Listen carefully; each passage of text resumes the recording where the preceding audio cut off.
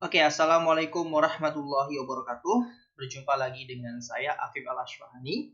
Pada kesempatan kali ini, kita akan membahas materi tentang Islamic Fiscal Policy atau kebijakan fiskal dalam perspektif Islam.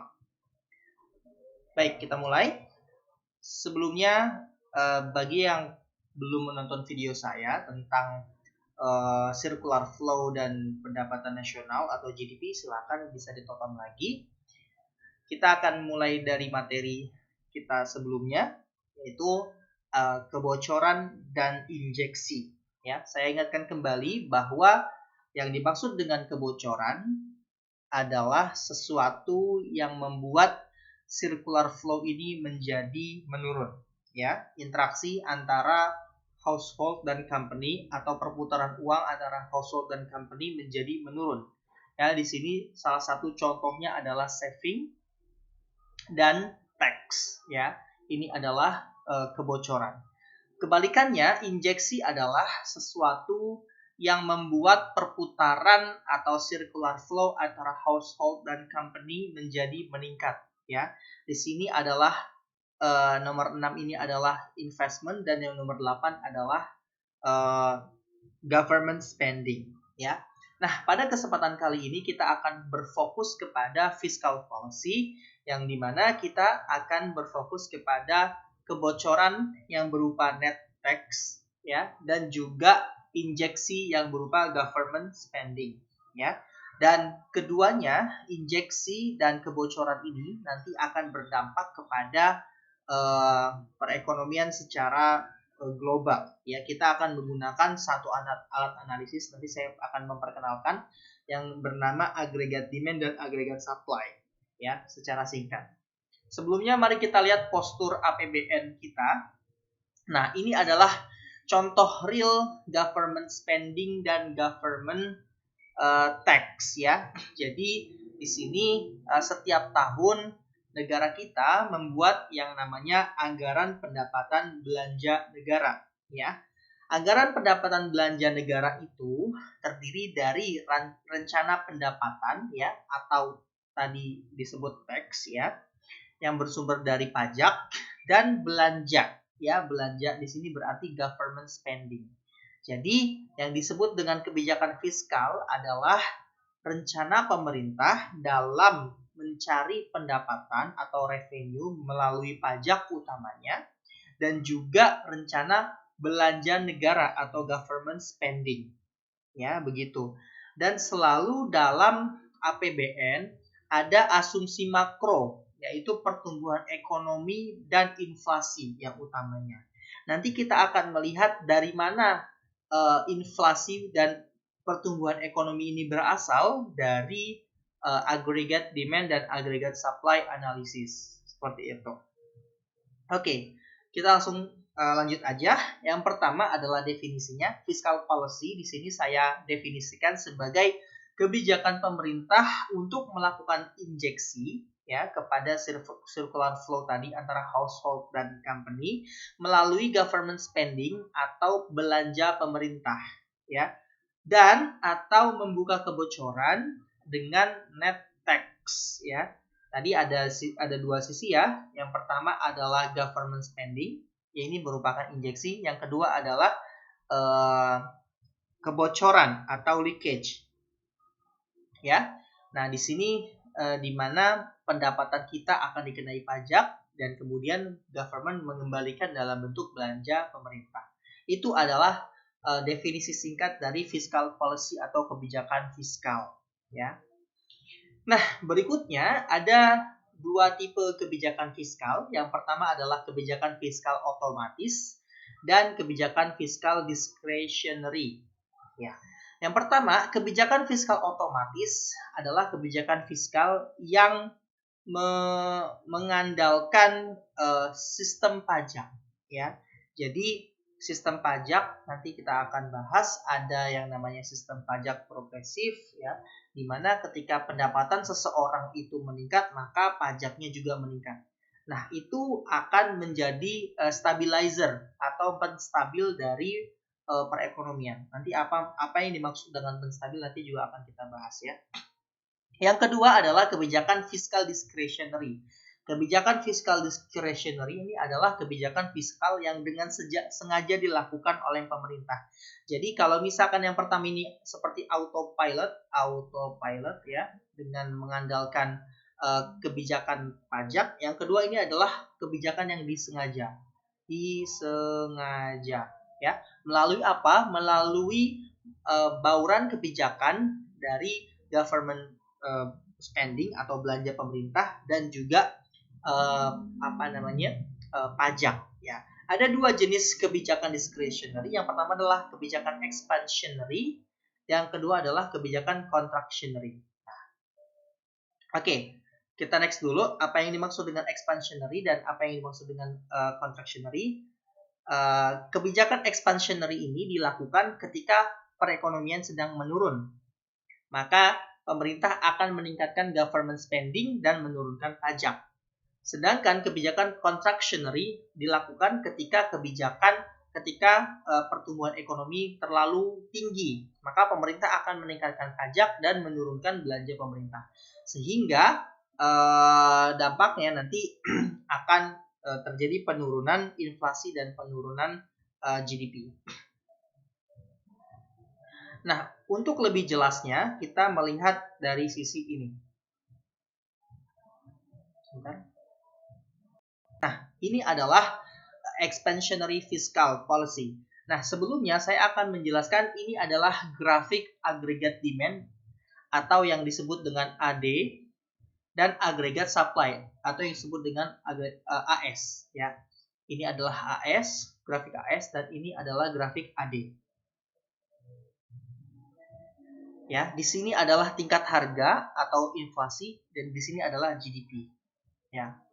Nah, mulanya expansionary adalah kebijakan yang diambil ketika perekonomian sedang lesu ya. Mulanya keseimbangan ada di titik ini, yaitu pada titik P1 dan GDP 1. Di mana tingkat pertumbuhan ekonomi adalah rendah, yaitu pada titik GDP 1 dan tingkat harga juga rendah.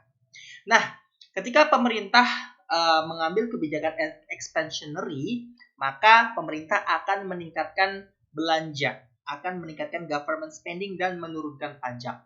Maka yang terjadi adalah agregat demand akan bergeser dari agregat demand 1 ke agregat demand 2. Nah, ketika agregat demand bergeser ke kanan, maka apa yang terjadi?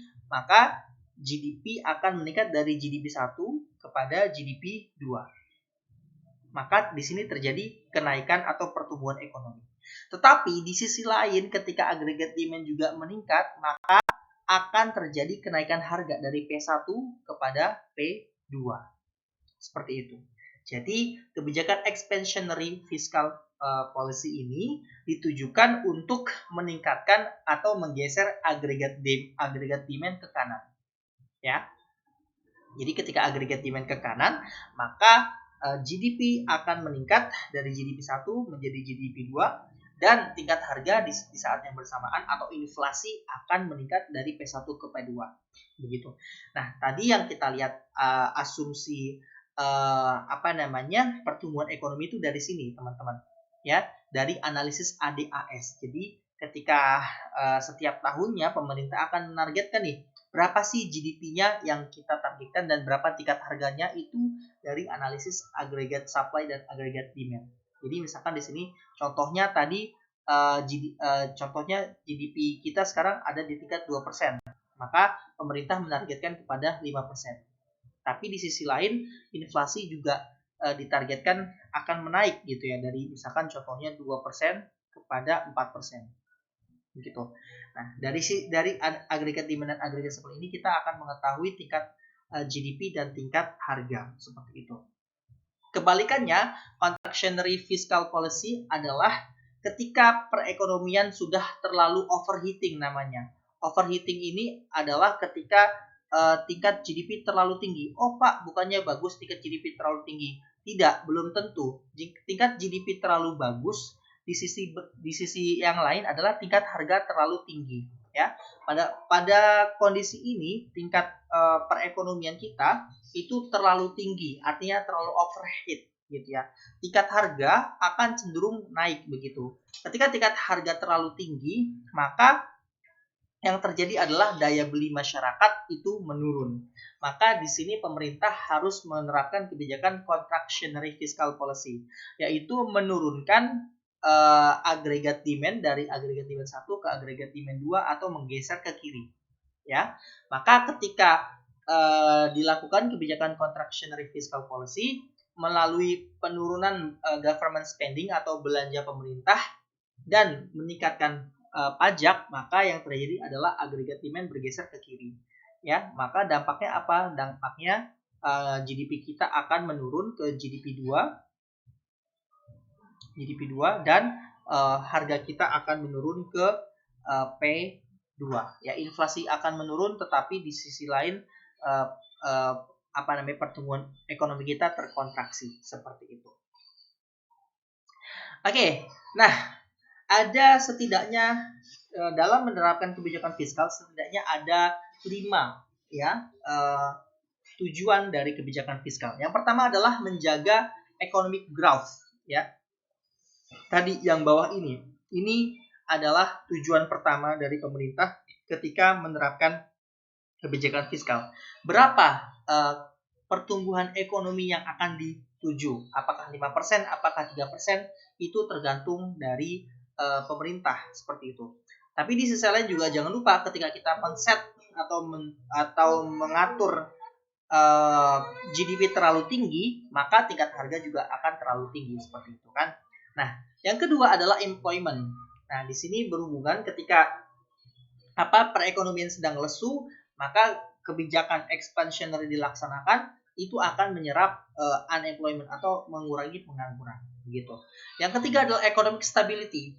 Di sini pemerintah dalam menerapkan kebijakan fiskal akan menjaga agar perekonomian itu berada dalam level moderate, artinya tidak terlalu tinggi, ya, tidak terlalu tinggi dan tidak terlalu rendah seperti itu. Maka dia akan menjaga dalam level moderate, ya. Jadi di sini ada yang namanya business cycle, ya. Maka pemerintah akan menjaga agar perekonomian itu tidak terlalu naik dan tidak terlalu turun seperti itu. Ya, itu namanya economic stability. Yang berikutnya tujuannya adalah equitable distribution, artinya dengan kebijakan fiskal, contohnya melalui pajak progresif, ya. Pajak progresif ini akan membuat distribusi pendapatan menjadi lebih merata. Contohnya ketika ada orang yang memiliki pendapatan yang sangat tinggi, maka dikenai pajak yang lebih besar dibandingkan dengan yang tidak punya. Seperti itu. Ini akan membentuk pemerataan. Yang terakhir adalah universal brotherhood. Nah, ini adalah tambahan dari perspektif Islam bahwa tujuan kebijakan fiskal ini adalah untuk persaudaraan. Artinya akan ada tegang rasa di situ. Nah, berikutnya ada 4 fungsi kebijakan fiskal. Yang pertama adalah alokasi atau allocation. Nah, ini berkaitan dengan pendapatan atau penerimaan dan pengeluaran. Jadi, pemerintah setiap tahunnya melalui APBN akan men-set atau akan mengatur gitu ya, berapa pajak yang akan kita targetkan dan berapa pengeluaran yang akan kita lakukan. Oh iya, saya lupa. Dalam APBN selalu ada yang namanya defisit, ya. Defisit itu artinya ketika revenue lebih kecil daripada spending. Ya. Ini namanya defisit. Nih, artinya apa? Artinya ketika pemerintah mengatur defisit, pemerintah melakukan lebih banyak belanja daripada pendapatan yang mereka terima, seperti itu. Sebalikannya, surplus, ya, ini artinya pemerintah mendapatkan lebih banyak daripada yang mereka belanjakan. Oke, fungsi yang kedua adalah distribusi. Bagaimana pemerintah mengatur dalam kebijakan fiskal itu mendistribusikan spending mereka? Apakah mereka akan melakukan belanja secara merata? Artinya bagi beberapa kelompok masyarakat tertentu itu diberikan priority. Contohnya misalkan pemerintah memberikan priority kepada pemulihan ekonomi nasional atau kepada pendidikan, contohnya begitu. Ya, kita tahu alokasi APBN itu 20% untuk pendidikan. Artinya, distribusi APBN untuk pendidikan itu menjadi prioritas, ya, diberikan prioritas dalam pendistribusiannya. Oke. Yang ketiga adalah stabilisasi. Ketika pemerintah menerapkan kebijakan fiskal, maka pemerintah akan menjaga kestabilan pertumbuhan ekonomi. Seperti yang tadi sudah saya jelaskan, tidak akan terlalu overheat dan tidak akan terlalu lesu begitu. Dia akan menjaga di moderate level atau di tengah-tengah. Yang terakhir adalah growth. Jadi kebijakan fiskal ini diarahkan untuk meningkatkan pertumbuhan ekonomi. Kenapa? Karena ada proyek-proyek publik, ya, seperti jalan raya, rumah sakit yang itu tidak bisa dibiayai oleh private. Maka di situ pemerintah hadir untuk apa? Untuk melakukan financing terhadap proyek-proyek tersebut. Jadi keempat fungsi kebijakan fiskal ini adalah fungsi yang utama, ya. Jadi dalam melakukan kebijakan fiskal, pemerintah akan memperhatikan keempat fungsi ini.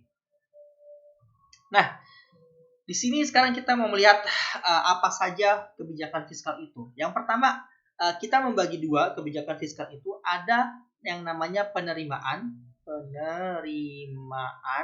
atau revenue. Ada yang namanya pengeluaran. Di sini revenue di sini, ya. Ada yang namanya pengeluaran atau spending atau belanja. Nah, dari sisi penerimaan yang paling utama adalah dari tax atau dari pajak, ya.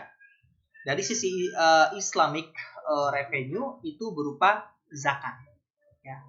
Sedangkan dari sisi pengeluaran, pemerintah yang pertama adalah current expenditure. Current expenditure ini adalah pengeluaran pemerintah, contohnya untuk belanja untuk gaji karyawan, PNS misalkan, seperti itu, ya. Yang kedua adalah capital expenditure. Ini adalah belanja pemerintah untuk rumah sakit, untuk jalan raya, ya. Dan yang terakhir adalah transfer payment. Transfer payment ini adalah kebijakan pemerintah berupa subsidi, simpelnya seperti itu. Oke. Jadi kebijakan fiskal ini terbagi dua, dari sisi penerimaan dan dari sisi pengeluaran. Nah, kita akan lebih banyak membahas tentang teks sekarang, ya. Oke, teks di sini adalah pemasukan pemerintah yang paling utama, ya. Teks bersifat memaksa. Pajak itu bersifat memaksa dan dikenakan kepada seluruh penduduk di sebuah negara, ya. Teks atau pajak tersebut akan digunakan pemerintah untuk apa? Untuk menggaji pegawai, untuk membayar gaji PNS, untuk membayar gaji DPR, untuk membayar gaji presiden misalnya, ya. Itu semuanya dibiayai oleh teks, seperti itu, ya. Untuk membangun infrastruktur itu semuanya dibiayai oleh pajak, ya. Selain itu, teks selain berfungsi sebagai financing tools, dia juga berkaitan dengan konsumsi. Nah, di sini sedikit saya jelaskan kenapa. Karena kemarin mungkin sudah saya jelaskan sedikit, ya, bahwa fungsi dari konsumsi adalah konsumsi sama dengan autonomous consumption ditambah marginal propensity to consume dikali income disposable, ya, atau disposable income. Nah, di sini rumus disposable income adalah income dikurang tax. Jadi di sini tax ini bersifat negatif terhadap konsumsi. Jadi semakin besar tax, kalau misalkan taxnya itu semakin besar, maka konsumsi akan semakin rendah. Kebalikannya, kalau misalkan pajak yang dikenakan pemerintah itu semakin rendah, maka konsumsi masyarakat akan semakin tinggi. Jadi tax itu berhubungan banyak, teman-teman. Selain untuk pengeluaran, juga dia akan berhubungan dengan konsumsi. Makanya ketika pemerintah men-setting berapa persen yang akan dikenakan kepada tax kepada income, itu pemerintah akan memperhatikan ini. Kalau misalkan dia terlalu tinggi mengatur taxnya, maka dikhawatirkan masyarakat tidak akan mendapatkan uang yang cukup untuk konsumsi, ya, dan sebaliknya. Nah, di sini fungsi pajak selain sebagai sumber pendapatan ada 3, ya. Yang pertama, fungsi pajak adalah membatasi konsumsi masyarakat terhadap komoditas yang membahayakan. Contoh adalah pajak minuman keras dan pajak rokok gitu ya. Jadi ketika pemerintah ingin membatasi konsumsi terhadap rokok, maka dia akan mengenakan pajak yang lebih tinggi terhadap rokok. Ya, akibatnya apa? Akibatnya harga rokok akan semakin meningkat dan masyarakat akan lebih sedikit mengkonsumsi rokok. Itu fungsi yang pertama. Yang kedua adalah mengurangi income inequality. Contohnya adalah pajak untuk barang mewah itu lebih besar daripada pajak untuk barang pokok atau beras, contohnya gitu. Ya, jadi dengan pemerintah mengenakan pajak lebih tinggi kepada barang-barang mewah, maka pembelian terhadap barang-barang mewah itu akan menjadi berkurang. Yang berikutnya adalah redistribusi pekerja dari satu sektor ke sektor lain. Ini misalkan pemerintah mengenakan ingin menggeser masyarakat untuk lebih banyak bekerja di salah satu sektor. Dia akan menurunkan pajak untuk sektor tersebut, begitu. Ya. Itu adalah beberapa fungsi dari pajak. Nah, di sini ada dua jenis pajak. Salah satu contohnya adalah pajak langsung, yaitu income tax. Jadi pajak langsung ini pajak yang langsung dipotong ketika kita mendapatkan pendapatan. Contohnya misalkan ketika teman-teman punya gaji, nanti akan langsung dikenakan income tax ya, atau PPH, pajak penghasilan. Ya. Jenis pajak yang kedua adalah pajak tidak langsung. Ya, pajak tidak langsung ini dikenakan ketika teman-teman membeli sesuatu barang itu baru dikenakan pajak. Contohnya adalah PPN. Dan saya baru dapat info bahwa PPN kita akan dinaikkan kepada 11% ya, dari 10% menaik 1%. Itu kebijakan pemerintah saat ini. Gitu ya. Nah, oke. Sekarang di sini ada beberapa karakteristik agar pemerintah menjadi menerapkan kebijakan pajak yang baik. Yang pertama adalah efisien.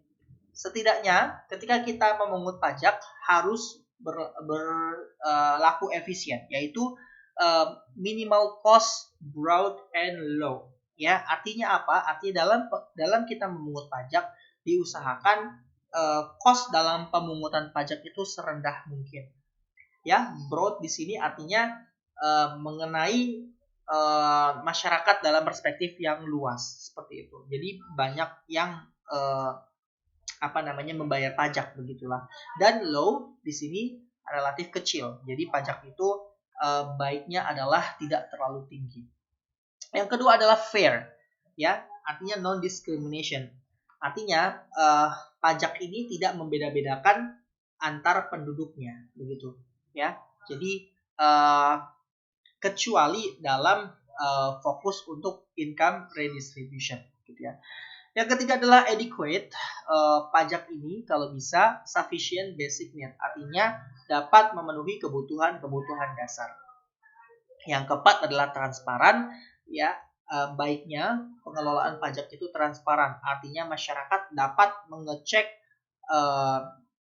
berapa pemasukan dan pengeluaran dari pemerintah, seperti itu.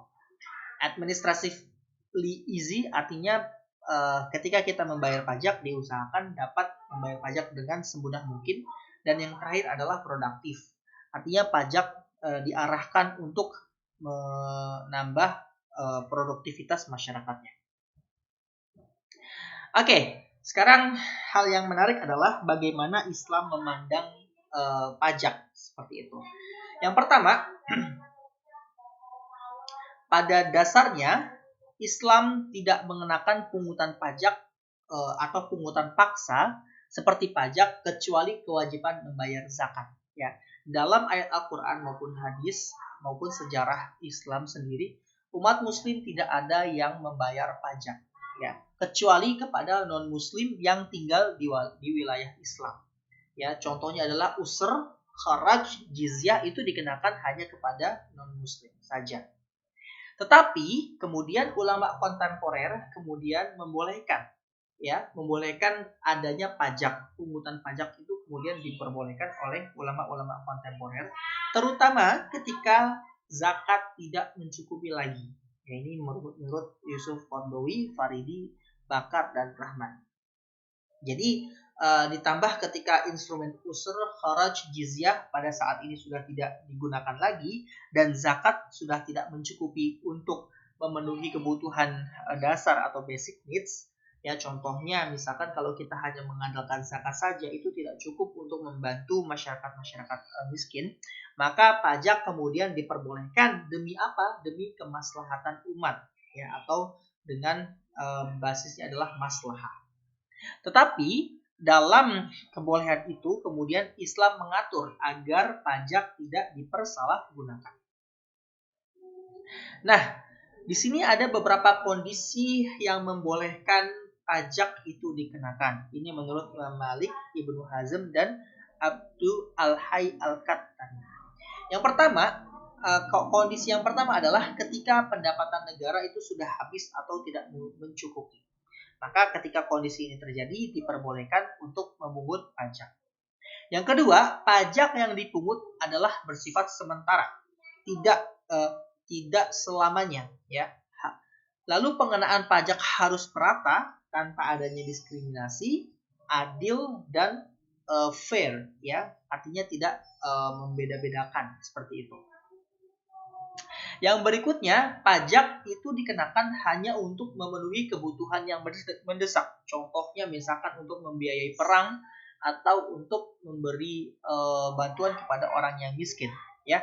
Harus dipergunakan untuk hal-hal yang esensial bagi kepentingan umat yang banyak, bukan untuk kepentingan segolongan orang, ya. Yang berikutnya, ketika kebutuhan sudah terpenuhi menurut Imam Malik ini, maka pajak harus dihentikan. Seperti itu, ya. Dan ketika dalam menerapkan pajak itu tidak boleh bertentangan dengan nilai-nilai Islam. Ini adalah beberapa aturan atau beberapa kondisi yang membolehkan adanya pajak.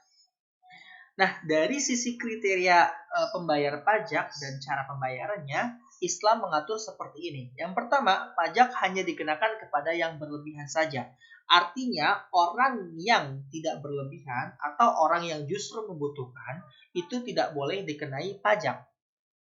Ya, bagi yang pas-pasan atau tidak memiliki harta yang lebih itu tidak dikenakan pajak seperti itu. Nah, berikutnya pemerintah juga harus Harus memastikan tidak adanya tax shifting. Tax shifting ini adalah pergeseran pajak kepada yang tidak mampu. Artinya misalkan contoh ketika pemerintah mengenakan pajak kepada salah satu orang kaya begitu ya. Maka pendapatannya dia akan terpotong. Lalu yang dia lakukan adalah menaikkan harga produknya dan produk-produk itu akan dibeli oleh masyarakat yang lemah. Di sini terjadi tax shifting, artinya pajak yang tadinya itu dikenakan kepada orang kaya, tapi ternyata ujung-ujungnya orang miskin juga harus membayar pajak tersebut, seperti itu. Dan yang terakhir, proses membayar pajak haruslah fair dan mudah serta harus memenuhi prinsip keadilan dan kemerataan. Nah, sekarang kita membahas tentang zakat dan fiscal policy. Jadi tadi sudah disampaikan bahwa fiscal policy itu digunakan untuk menstabilisasi pertumbuhan ekonomi. Nah, zakat kalau misalkan kita melihat dari sisi fiscal policy itu tidak bisa disamakan. Kenapa? Karena kita tidak bisa semena-mena meningkatkan jumlah atau rate dari zakat itu sendiri, ya. Rate dari zakat atau tingkat pembayaran zakat itu 2,5% sudah diatur oleh Al-Qur'an. Nah, kita tidak bisa dengan sengaja begitu ya meningkatkan. Contoh misalkan ketika kita perekonomian sedang membaik, oke, zakatnya dinaikin jadi 7%. Atau ketika perekonomian kita sedang memburuk, maka zakat kita turunkan menjadi 1% misalkan gitu. Itu tidak bisa.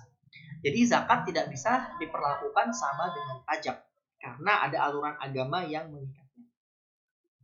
Yang kedua, kenapa tidak bisa diperlakukan sama? Zakat itu dibayarkan oleh semua muslim tanpa memandang status ekonomi atau status ekonomi sedang membaik ataukah sedang resesi, ya.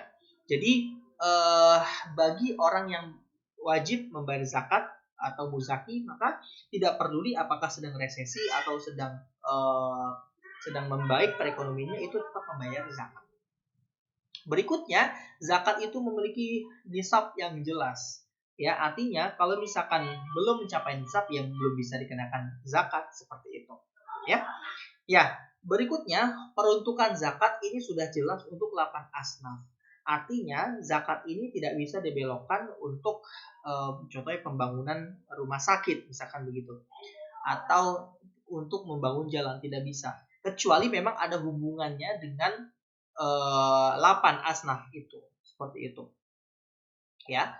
Jadi ini tidak bisa kita semena-mena menggunakan zakat untuk di luar dari 8 asnaf itu, gitu ya. Maka zakat kesimpulannya tidak dapat dipergunakan sebagai alat kebijakan fiskal seperti pajak dalam kebijakan fiskal discretionary. Tetapi dampak zakat ternyata tidak dapat dipandang sebelah mata. Kenapa? Karena zakat ternyata juga berdampak terhadap variabel-variabel ekonomi, dan juga ternyata dalam praktiknya itu dapat kita miripkan, ya mirip ya, bukan sama persis, tapi mirip seperti fiscal policy. Kita akan bahas kemudian. Nah, setidaknya zakat itu berdampak terhadap dua variabel ekonomi. Yang pertama adalah zakat berdampak terhadap kenaikan konsumsi. Oke, tadi sudah dibahas bahwa ada yang namanya MPC atau marginal propensity to consume. Ya, di sini diasumsikan bahwa muzaki atau pembayar zakat memiliki MPC yang lebih rendah daripada mustahik. Contohnya misalkan MPC untuk muzaki adalah 0,5, sedangkan MPC untuk mustahik adalah 0,75. Apa yang dimaksud dengan MPC? MPC itu seperti ini. Ketika kita mendapatkan 1 juta, maka 0,5 dari 1 juta itu kita akan konsumsi. Oke. Nah, rasionalitasnya adalah begini. Bagi orang kaya, ketika mereka mendapatkan uang begitu, maka tidak seluruhnya uang tersebut dikonsumsi. Mereka akan menyimpan sebagian uang tersebut. Tetapi bagi orang yang membutuhkan, bisa jadi MPC-nya itu tidak 0,75, tapi 1,00. Mereka akan menggunakan seluruh pendapatan mereka untuk mengkonsumsi. Kenapa? Karena mereka tidak memiliki uang yang cukup untuk konsumsi tersebut begitu. Maka dengan adanya zakat itu akan mentransfer uang dari muzaki kepada mustahik. Ya, di sini karena MPC karena MPC dari mustahik itu lebih besar, maka tingkat konsumsinya akan lebih besar. Ingat, ketika tingkat konsumsi meningkat, maka pendapatan nasional juga akan meningkat. Seperti itu. Itu yang pertama. Jadi zakat di sini bersifat sebagai peningkatan kepada konsumsi, ya, melalui transfer dari muzaki kepada mustahik, karena mustahik memiliki marginal propensity to consume yang tinggi, lebih tinggi. Yang kedua, zakat itu berdampak terhadap investasi. Ya, di sini dalam Islam itu tidak diperbolehkan investasi yang dengan adanya riba, contohnya gitu. Dan kita tahu bahwa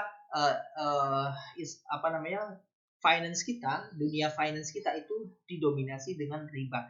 Di mana riba itu mengakibatkan dana itu banyak yang idle atau nganggur atau hanya di atas kertas saja.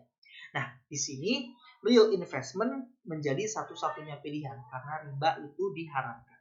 Nah, zakat di sini berfungsi sebagai apa? Sebagai pengena terhadap dana yang nganggur. Jadi kalau misalkan kita punya uang 1 juta, bukan 1 juta, cuma 10 juta, itu tidak kita gunakan untuk apapun, maka ini akan dikenakan zakat. Ya, maka di sini zakat berfungsi untuk apa? Untuk mendorong agar dana yang menganggur ini digunakan untuk real investment. Jadi zakat akan meningkatkan konsumsi, juga zakat akan meningkatkan investasi. Begitu. Nah, dari sisi kebijakan fiskal, kita melihat kepada 4 aspek yang tadi sudah dibahas.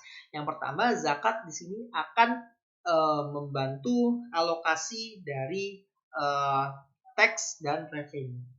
Ini kita akan bahas nanti ya lebih dalam. Yang kedua, zakat juga akan membantu distribusi alokasi. Di sini 8 asnaf adalah golongan yang terlemah, terutama fakir dan miskin. Jadi ketika zakat itu diterapkan dan diberikan kepada fakir dan miskin, maka distribusi akan menjadi lebih nyata. Kenapa? Karena itu akan lebih tepat sasaran ya kepada fakir dan miskin.